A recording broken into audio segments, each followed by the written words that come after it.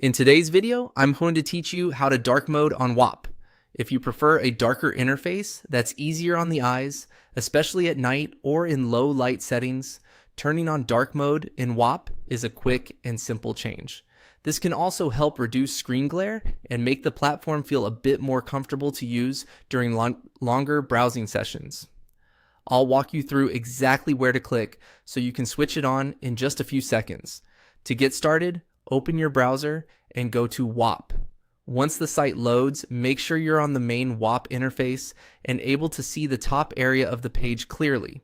Since the setting we need is tied to your account controls, it helps to be logged in before continuing. If you're already signed in, you can move straight to the next part.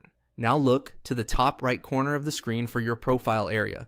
This is where Whop keeps several account-related options and quick settings. Click on your profile icon to open that menu. If you don't immediately notice it, just scan the upper right section of the page carefully, since that's where profile controls are typically located. After opening the profile menu, look for the moon icon. This icon is commonly used to represent dark mode across many websites and apps, so it should be fairly easy to recognize. Once you see it, click the moon icon to enable dark mode on Whop. As soon as you click it, the appearance of the site should update right away.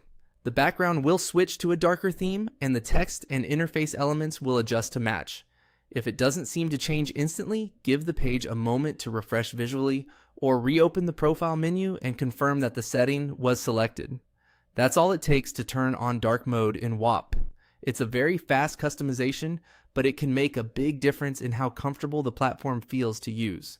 If you ever want to switch back, you can usually return to the same profile area and toggle the theme again using the same icon or theme setting. Thanks for watching, and now you know how to dark mode on Whop.